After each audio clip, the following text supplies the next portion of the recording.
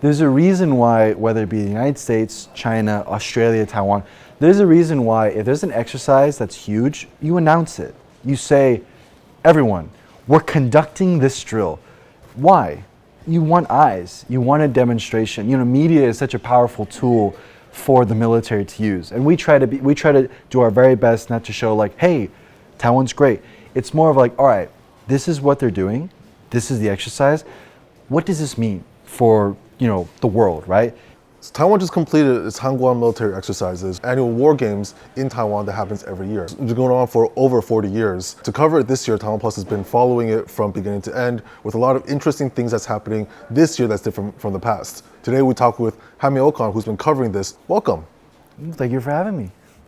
Hangguang exercises just happened. What makes Hangguang exercises so different and unique this year compared to the rest? Well, the big thing for this year's exercise is what they've been stressing when we went to the first press conference in May, is that it's going to focus on three big things, and that was coastal defense because Taiwan is an island. They also said that preventing and stopping a blockade was also a big thing they wanted to practice, but also it was the first time that the country wanted to conduct, or they were going to conduct, an airport rappel drill. So that would be Taoyuan International Airport, country's largest airport. Soldiers would actually be training there. So they would halt traffic for like 2 hours, do the drill, which would be public.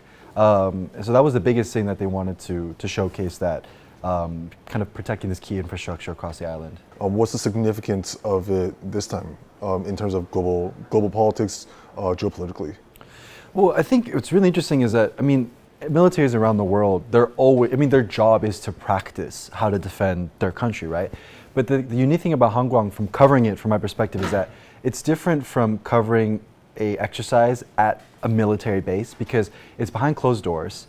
They're training in their own facilities. They know that facility very well. But Hangguang is an opportunity to practice in the public, outside of the facilities where a potential battlefield might take place. So things like practicing on the beach, getting to know the weather, the texture, and working with the local governments and police. It's all a big show. Part of it's a big show for Taiwan to see, like, here's the military, right? It gives Taiwan's military a demonstration, the ability to demonstrate that it is ready to defend, and that we are not just buying fancy ships and planes. We're actually in major cities and in communities, protecting and trying to know the lay of the land. All right, so let's talk about some of the specific drills that happened, right? You were originally planned to go to Taidong to cover one of the stories about taking one of the eastern airports and turning it into a reinforcement base.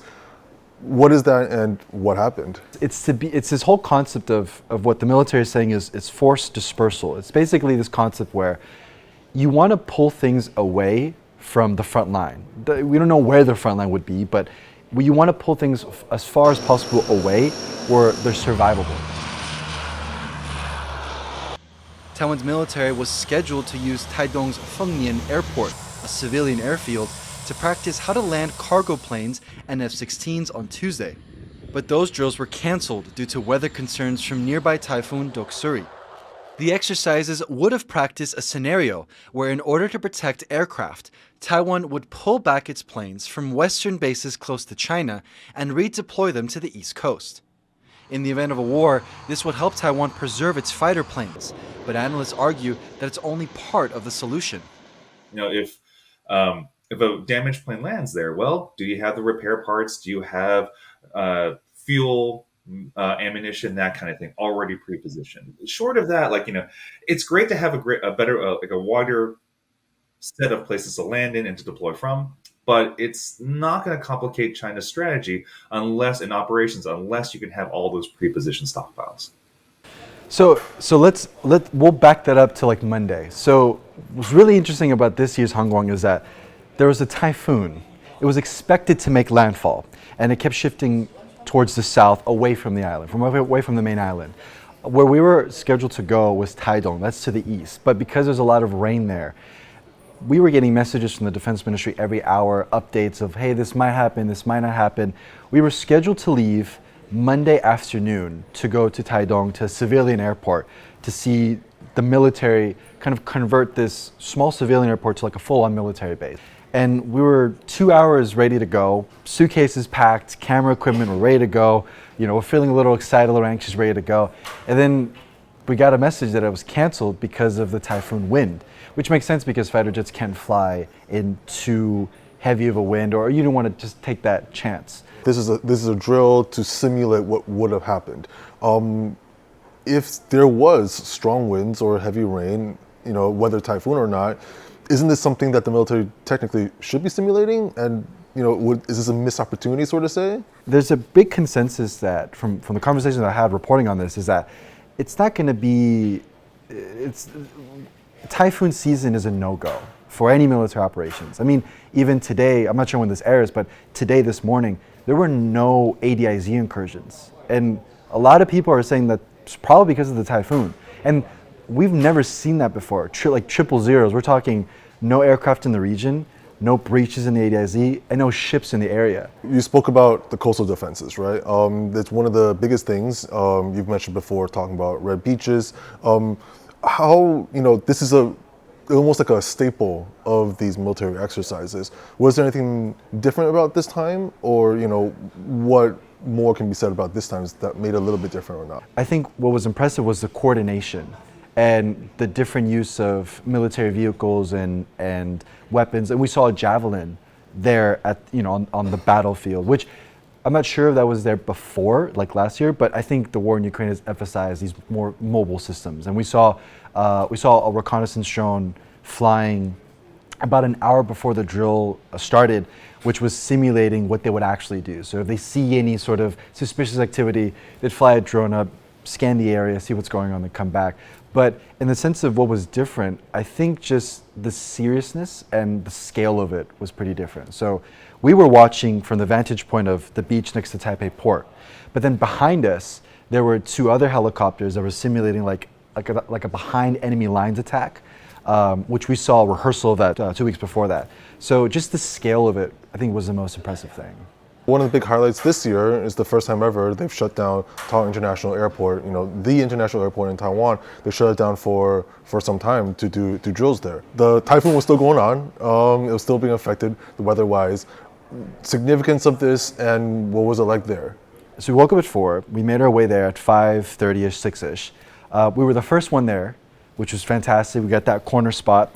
But then what I kept thinking, my videographer was setting up the shot, but what I kept thinking was, do people know what's happening? Because at 9 o'clock, they said from 9 to 11, it would affect operations.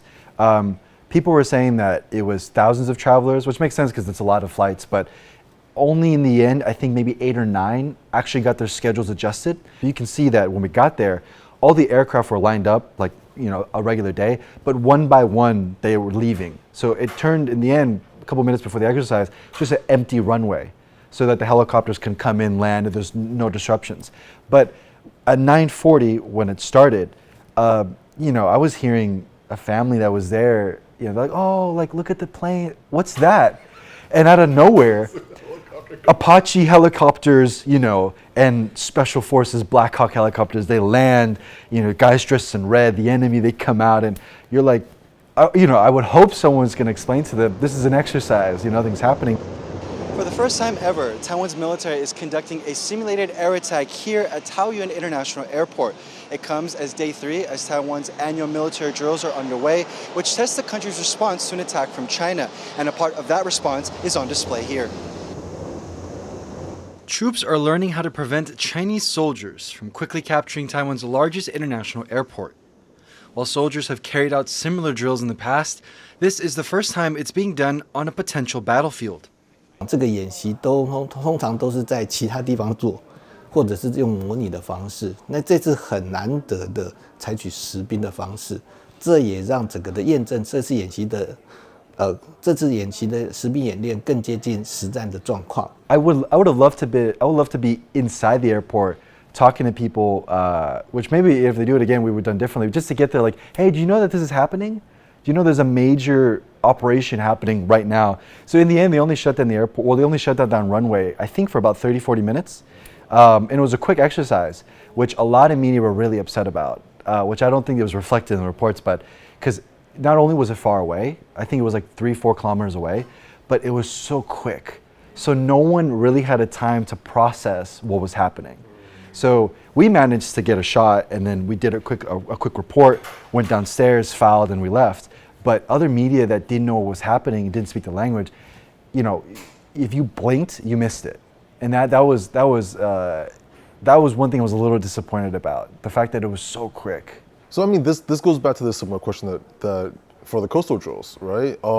This becomes like they cleared the runway.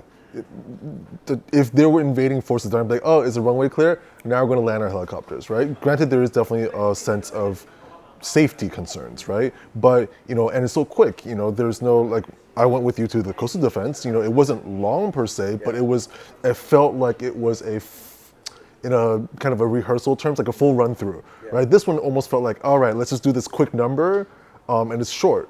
Again, it goes back, practicality versus a PR stunt. We were talking about how hard it was to schedule all this. They were saying, like, you know, we wanted a full hour, we wanted more time, but these companies were like, this is the busy holiday season. Like, of course, they want to make money, right? And right behind the soldiers was one of Taiwan Airport's, like, air traffic controller officer. I don't know the actual title, but she was in charge of logistics. And I think that's a huge thing that people miss, is that, like, as we see the exercises go down, behind the scenes or in the control tower, I imagine, like, all right, plane A, exactly, like plane A, don't take off. Plane B, halt. Plane C, coming from LA, don't land. Like, and it's that cooperation that if a conflict ever does happen, it's still there. So you got to think about, there's the communication from the military to the local government, to the airport, to the fire department, to the police, all these different kind of actors in this one coordinated stunt. Like, it's impressive that they managed to do that. Of course, you know, PR stunt, what you want to call it. But I do think that, I do agree with the experts I was speaking to, in the sense of it is a huge luxury that they get to do it, because now they know that, you know, for example, if we're going to land in Taiwan Airport, don't come in from the side, come in from the north, or come in from the side of the ocean, or, you know, the wind, because, you know, that whole area is next to a port and next to a beach. There's more windy, and it's helicopters, not aircraft. So there's all these little factors that you just gain with experience. You gain that proper footing to actually do it in the future. Does it even mean, like, when you're thinking through this entire rehearsal, they have to go through, like, the prepping for the rehearsals, if anything, maybe not more valuable, but it's also equally valuable. So, and that's another thing. A lot of the local media were saying, like, oh, you know, Hangguang, these exercises, like, it's a lot of people say that the rehearsals are actually more of a practice than the actual exercises, because they're not gonna, you don't want an accident or no, like miscoordinations happening when all the media are watching you. You want to make those mistakes the 2 weeks before when you're rehearsing. So those 2 weeks before are actually more of a practice, because, you know, if you land the wrong way, when you go look at the video and look at the records, you're like, oh, okay, next time you should land this way. Next time you should do this. You know, don't fire here, do this instead. You know, so you get that it's I think we talked about it. It's like a play, and there's the dress rehearsal to see if everyone's on cue, everyone is up to their, you know, seeking quality, and then they keep practicing for the show. And you know, it's like practice for the practice for the practice. So it's, you know, I think a lot of people kind of agree with that. These exercises, while, you know, there is an area to say, like, you know, showing it off, showing like, hey, we have these things, it's working and everything. But on the other hand, people might say this is a reminder to the people that, oh, you know, we might be under threat, under danger.